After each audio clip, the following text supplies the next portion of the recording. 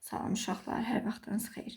Deməli, dəyişən olan ifadələri güvənlə də yazırıq və bu mövzumuzla demək olar ki, bütün test kitablarından, yəni məktəbdə istifadə etdiyimiz test kitablarından yekunlaşdırmış oluruq.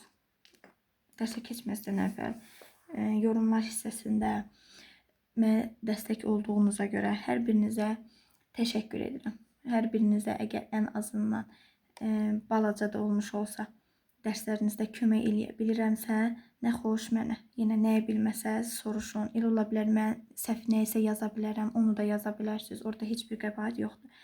İnsanlıq ola bilər, səhv yazırıq. Dərslərə çox gec saatlarda çəkdiyim üçün bəzən günün yorğunluğunda üstünə gəldiyiniz zaman müsbəti, mənfini və yaxud hər hansı bir nüansları qaçırmış oluram. Ona görə deməkdən çətinməyin, amma əlbəttə ki, müəyyən mədəniyyət çərçivəsində. Bu şəkildə. Gələk test A-ya.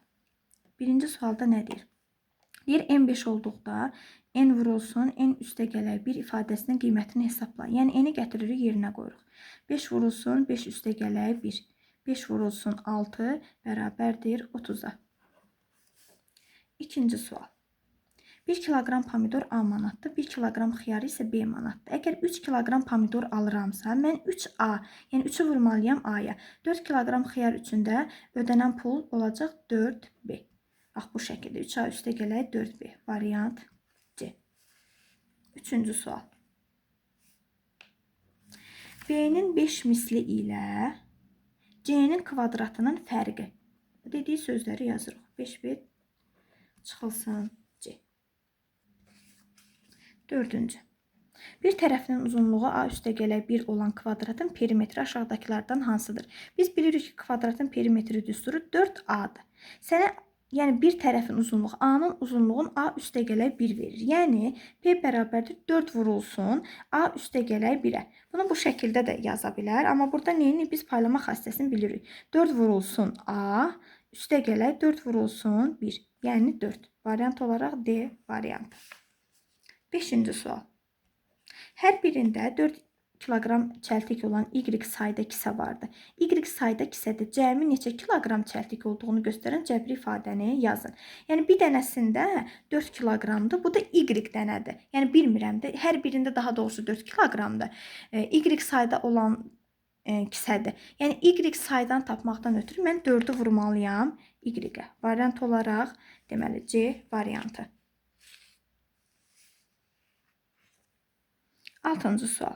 A bərabərdir deyir 7-dir, B bərabərdir -3 olarsa 1 çıxılsın A, çıxılsın B bölək, B üstə gələk 2 ifadəsinin qiymətini hesablayın. Yazaq 1 çıxılsın 7, çıxılsın B -3 idi, səhv eləmirəmsə. -3 bölək, -3 üstə gələk 2. Burada mötərizəni azad eləyək. 1 çıxılsın 7 üstə gələk 3 bölək, -3-ün üstünə 2 gəldiyimiz zaman -1 eləyəcək. Deməli, yuxarı edəcək -3 bölək -1. Bu da müsbət 3. Mənfini mənfiyə böldüyümüz zaman müsbət alırıq. Variant B variantı. 7-ci sual. Məktəbdə 6 sayda 5-ci sinif var. Hər sinifdə M sayda qız şagird, N sayda oğlan şagird var. Məktəbdəki 5-ci sinif şagirdlərin sayını göstərən cəbri ifadə tapın. Bu nə deməkdir? Deməli, 6 dənə sayda 5-ci sinif var. M sayda qızdır. Deməli, 6M-dir qız. N sayda da oğlandır. Yəni, 6N də oğlandır. Bu ifadəni yazmaqdan ötürü deyir. Necə yaz? 6M üstə 6N. Yəni, bunu bu şəkildə də mütərizənin xaricinə çıxarıb yaza bilərsiniz. Variant olaraq C variantı. 8-ci sual. Buraya yazaq. A bərabərdir deyir -1, B bərabərdir 3 olarsa 5 çıxılsın 3A üstə 5 çıxılsın 3A üstə gələk B ifadəsinin qiymətini hesablayın. 5 çıxılsın 3-ü vuraram -1-ə, üstünə gələrəm 3-ü. 5, -3-ü 1-ə vuranda müsbət 3, üstə gələk 3. 5-in üstünə 3 gələndə 8, 8-in üstünə 3 gələndə 11. Variantına baxaq, C variantı. 9-cu sual. Buradan yazaq. -2-nin kubu vurulsun A, vurulsun 0,5B. -2-nin kubu əlbəttə ki, -8A edir. Vurulsun 0,5 B-yə. Mənfi 8 0,5 B-yə vurduğumuz zaman edir mənfi 4AB.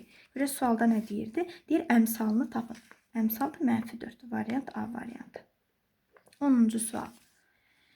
Mənfi 3-ün kvadratı vurulsun A, vurulsun 6B. Yenə əmsalını soruşur. Mənfi 3-ün kvadratı eləyəcək 9A vurulsun 6B-yə. 9-u 6-ya vuranda 54AB. Əmsalı 54-dür, variantı C-dir. Keçdik test B-yə. Qələmə. Test B. A bərabərdir deyir 5 olanda 3A çıxılsın 4 ifadəsinin qiymətini tap. Yəni 3 vurulsun 5 çıxılsın 4-ə.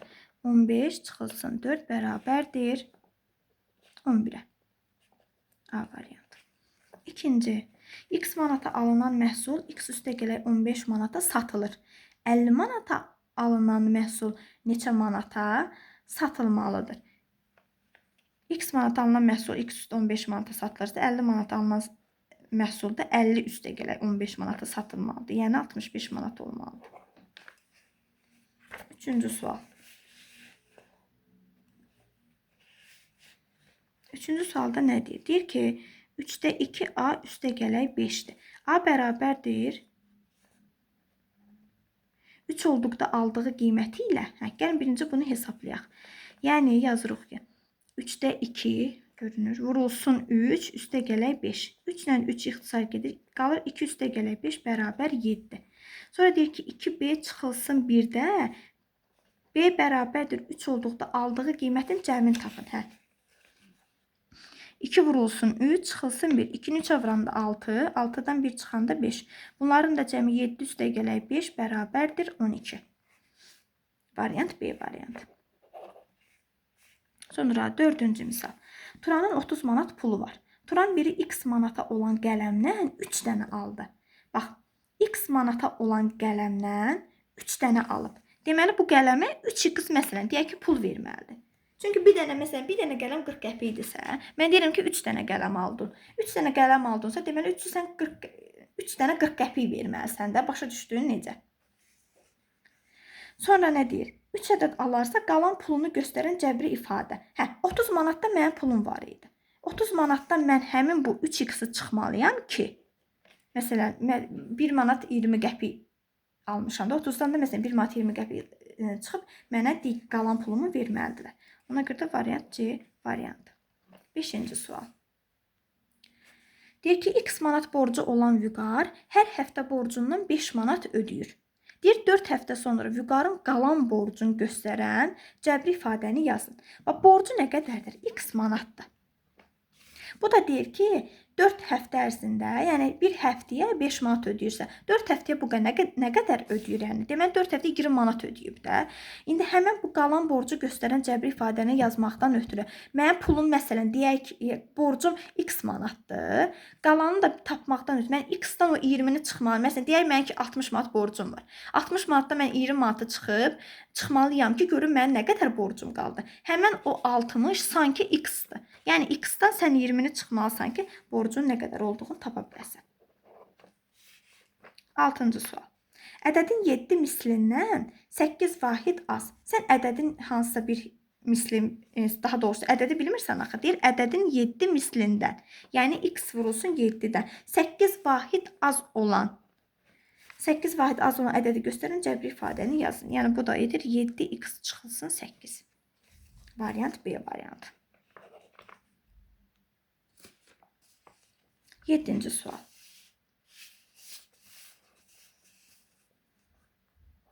Ədəddən 3 vahid az olan, ədədi bilmirsən, ədəddən 3 vahid az olan ədədin 5 mislini göstərən cəbri ifadəni yazın. D variantı. 8-ci. Mənfi 2-nin kvadratı vurulsun A, vurulsun 0-dan %25 B-nin kubu. Mənfi 2-nin kvadratı eləyəcək 4A, vurulsun 0-dan %25 B-nin kubu. O da edəcək 1. 4-ü 0-dan %25'e vuranda 1 eləyir. Yəni AB kubu. Deyir, əmsalını tapın, əlbəttə ki 1. D variantı. 9-cu. Mənfi 0,5'in kvadratı A vurulsun 2B'nin kubu. Mənfi 0,5-in kvadratı eləyir mənfi 0,25a vurulsun 8b-nin kubu. Bunlar da vurduğumuz zaman mənfi 2ab-nin kubu edir. Burada da yenə əmsal soruşduğuna görə mənfi 2a variantı. Və 10-cu sonuncu sual. Deyir, Murad K sayda sualın 20-sini həll elədi. Qalan sualları isə 3 gün, yəni K sayda bazı sual qaldı. Sanki məsələn 20 10 daha doğrusu 30 dənə sual var. Bunun 20-sini həll eləyib. Sən o ifadəni yazmaqdan ötürü nə etməlisən? Bu 30-dan 20-ni çıxmalısan ki, görəsən nə qədəri qalıb da. Sonra deyir 3 gündə bərabər sayda olmaqla həll edəcəkdi qalanlarında. Muradın bir günə həll edəcəyi sualları göstərən dəyişənli ifadə aşağıdakılardan hansıdır? Yəni K çıxılsın 20 bölünsün 3-ə. Başa düşürük əlaqənin nə deməkdir? Bu şəkildə. Bu da variant olaraq D variantı. Tapşırıqlar burada yekunlaşdı. Özünüzə yaxşı baxın.